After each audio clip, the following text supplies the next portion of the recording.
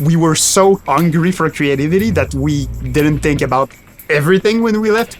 It was a very wide-eyed and naive move. One day out of the blue, Charles was like, okay, I'm gonna leave. I've been thinking about it for a while. Would you like to start it in the studio? A few months later, we were in a room at my place, the birthplace of the Bandits.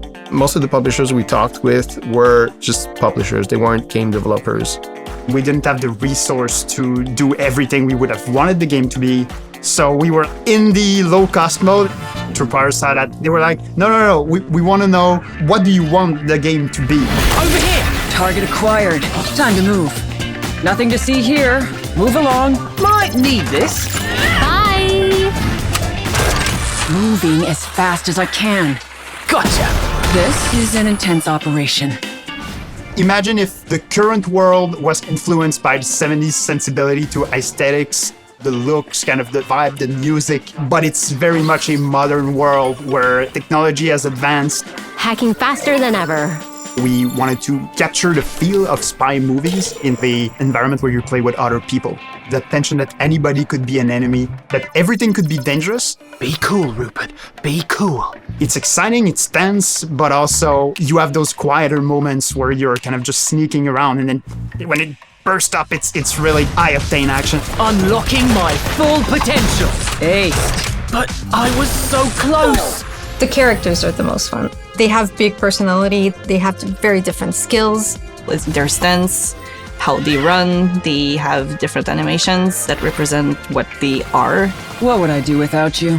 They are competent spies fighting against other dangerous spies, but for us outside, looking at those wacky gadgets and the situations they get into, it gets to be really funny.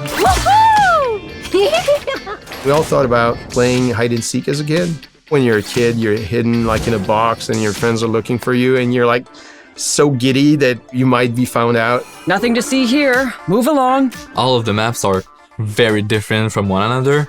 So the first one, Hardtail, is in a Spanish mansion. And then you have Silver Reef, that's an underwater hotel.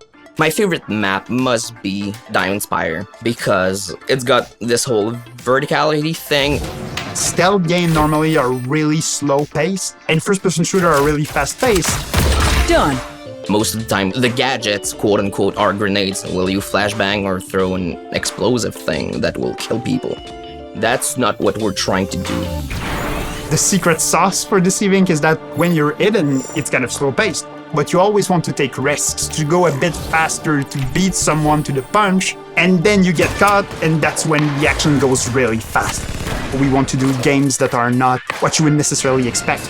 In the end, I am victorious, always. We were safe. We had a job we were good at. I knew it was a super kind of risky move, but leaving with Charles, you have that feeling everything's gonna be all right, that things are gonna work out. Coming from a place where we lost all ownership, that's really what started the fire of we want ownership back and we want to create a place where we can make games that we like, but also that we have a real impact on. And I think that's a big part of why we did it. I think if we just stayed there and considered everything that could go wrong, I don't think we would have done it. That very scary thought of just leaving everything behind became like, okay, I'm sure we can pull it off in the end. Don't be suspicious. Don't be suspicious. Boom shakalaka laka. So much for beginner's luck.